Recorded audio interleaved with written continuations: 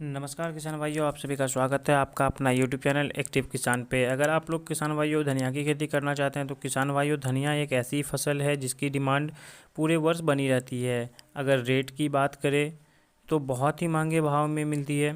इस वर्ष अगर बात किया जाए तो 120 रुपये से 150 रुपये प्रति किलो धनिया का मंडी भाव था।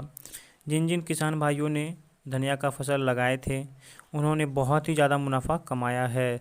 धनिया की फसल उगाने के लिए कुछ वैज्ञानिक द्वारा रिसर्च किए गए 10 पॉइंटों के बारे में बात करेंगे इस वीडियो में। बहुत ही महत्वपूर्ण पॉइंट्स है।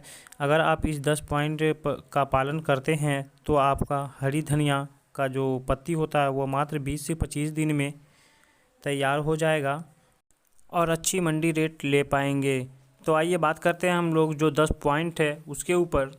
तब तक आप अगर हमारे चैनल को सब्सक्राइब नहीं किए हैं तो चैनल को सब्सक्राइब कर लीजिए, बेल आइकन को ज़रूर दबा दीजिएगा, वीडियो से ज़्यादा से ज़्यादा शेयर कीजिएगा ताकि और भी किसान भाइयों तक पहुंच सके। तो आइए बात करते हैं जो 10 पॉइंट है उसके ऊपर। तो यहाँ पे जो सबसे पहला पॉइंट है हमारा उपयुक्त मिट्टी, दूसरा जलवायु, तीसरा तापमान, चौथा उन्नत किस्में, पाँचवा खेत की तैयारी, छठा खाद एवं उर्वरक, सातवां खरपतवार नियंत्रण, आठवां सिंचाई, रोग नियंत्रण, उत्पादन कैसे बढ़ाएं। जी हाँ किसान भाइयों, ये 10 पॉइंट है जो कि धनिया की खेती के लिए बहुत ही ज़्यादा महत्वपूर्ण होता है। तो हम लोग अभी बात करने वाले हैं इस 10 पॉइंट के आधार पर कि कैसे इसके ऊपर काम किया जाए।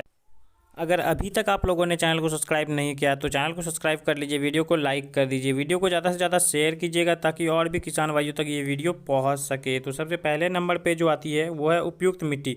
जी हाँ किसान भाइयों, उपयुक्त मिट्टी की बात अगर की जाए तो आप किसी भी मिट्टी में धनिया की खेती कर सकते हैं। जैसे काली मिट्टी हो गई, बलुई मिट्टी हो गई, बलुई दोमट मिट्टी हो गई, रेतीली मिट्टी। लेकिन बलुई दोमट मिट्टी जो होती है इसमें धनिया का जो पैदावार होता है वो अधिक होता है। धनिया की खेती अगर आप कर रहे हैं तो उपयुक्त जलवायु की बात करें तो इसे आप गर्मी, सर्दी, बरसात पूरे वर्ष इसकी खेती, इसकी बुआई कर सकते हैं। अगर मिट्टी के पीएच मान की बात करें, जी हाँ किसान भाइयों, मिट्टी के अगर पीएच मान की बात करें तो मिट्टी का जो पीएच मान होना चाहिए वो 6.5 से 7.5 के बीच होना चाहिए। मिट्टी का पीएच मान किसान भाइयों अगर हम बात करें, धनिया की खेती आप कर रहे हैं तो धनिया का जो पौधा होता है वो शीतोष्ण जलवायु वाला होता है, इसलिए इसकी जो फसल है शुष्क और ठंड जलवायु में ज़्यादातर बेहतरीन उत्पादन देती है। अब जो है सबसे इम्पॉर्टेंट बात है उन्नत किस्में। उन्नत किस्मों की अगर बात करें तो पत्तीदार वाले किस्मों की अगर बात करें तो उसमें सबसे पहले नंबर पे ZD1 धनिया की एक ऐसी वैरायटी है जो आपको 120 से 130 दिन में अगर आप मसाले के लिए कर रहे हैं तो तब ये समय ले सकता है। अगर आप हरी पत्तियों के लिए कर रहे हैं तो आपको 25 से 30 दिन में ये तैयार हो जाएगा। उसके बाद RCR 480 ये वैरायटी भी काफ़ी अच्छा है। उसके बाद गुजरात धनिया 2 वैरायटी अगर आप लगा सकते हैं तो आप इन तीनों में से किसी भी वैरायटी का चयन कर सकते हैं। ये तीनों वैरायटी बहुत ही ज़बरदस्त है।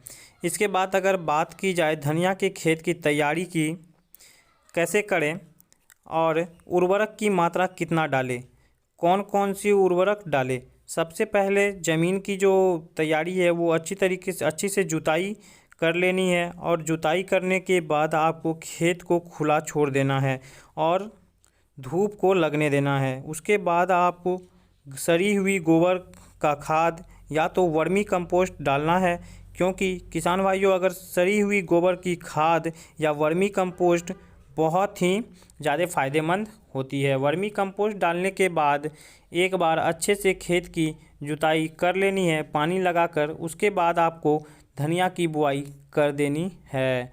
इससे आपके जो जनरेशन होती है, धनिया की जो जनरेशन आएगी वो बहुत ही अच्छे तरीके से होगी।